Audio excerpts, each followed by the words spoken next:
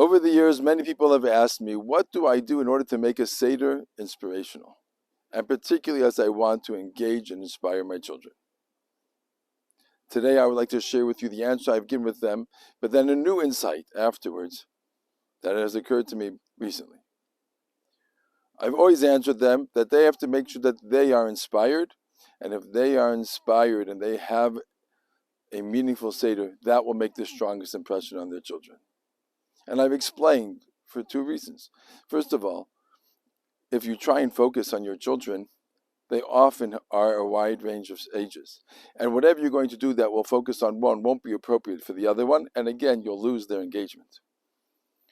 Also, if you have everything focused on the children are not always so reliable.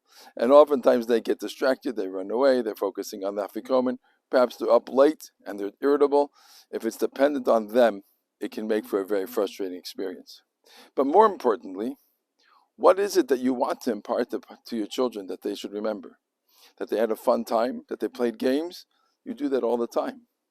You want to give them the meaning of the Seder. It has to be something that they will feel is genuine within yourself. And that will make the impression on them that you want to have, that they will last them a lifetime. The years growing up in my grandfather's house, the Seder was for adults. It had very profound and sophisticated conversations. Of course, we said the Manishtana, and we ran around for the Afikomen, and there were rules and all sorts of things that kept us up and involved in a certain extent. But the Seder itself, the feelings that I remember and recall from my grandfather's house that I want to be able to replicate and share with my children, had to do with things I didn't understand and couldn't put to words until I got much older. But recently I had an additional insight. It's based upon a conversation I had with a graduate from one of the schools I taught in. I met him now that he's already in Beis Medrash and many years later, and we were talking and catching up. And one of the things we spoke about was davening. And he shared with me an amazing line. But before I get to that line, I have to give you some background. I've always been very much into davening. And I remember when I became an administrator, I became an assistant principal, and they wanted me to sit in the front of the Beis Medrash, that I was very concerned. How would this affect my davening? I would be self-conscious about the people watching me all the time and how long I took and when I finished. And I was very concerned. But I really didn't have a choice. And so I moved to the front.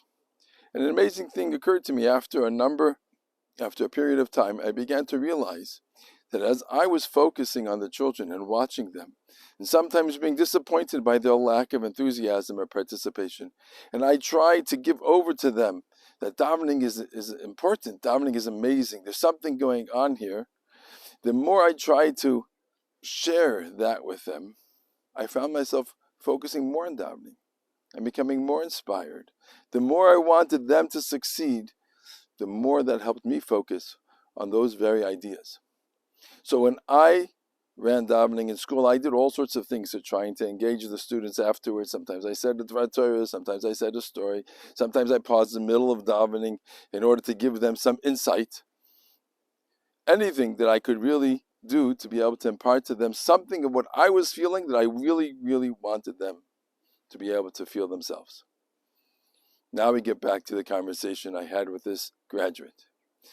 He said to me, you did all of those things during davening or after davening, and I don't know that they were very helpful. We were very focused on wanting to get to breakfast. It wasn't very good timing, and he questioned whether what I did was right. But then he said to me, even though he doesn't remember much of what I said to them, he does remember the feeling and passion that I was exuding at that time, and that left an impression on him that has made him want to learn more about davening. And I said to myself, that's the point. That really is the point of what we're trying to make tonight as well.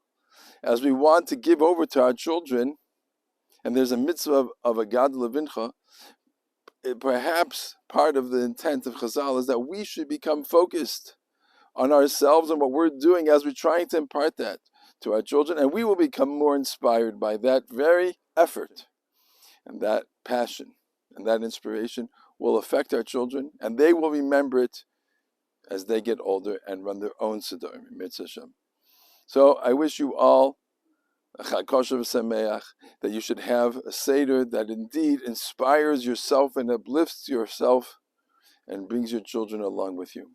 As this is likely the last video before Pesach, as there will be time to roll up our sleeves and help our wives in the kitchen, which, by the way, is another thing to make a very inspirational Pesach, is to help out already now. I wish you all a Chag Kosher V'Sameach and a Freilich and Yom Tov, and hope that we will be able to zeiche to see Geulos, Yeshuos, and Refuos, both individually and as a nation, both here in our country and around the world. We'll be zeiche to see Mashiach Tzidkenu, Yimheir v'Yameinu.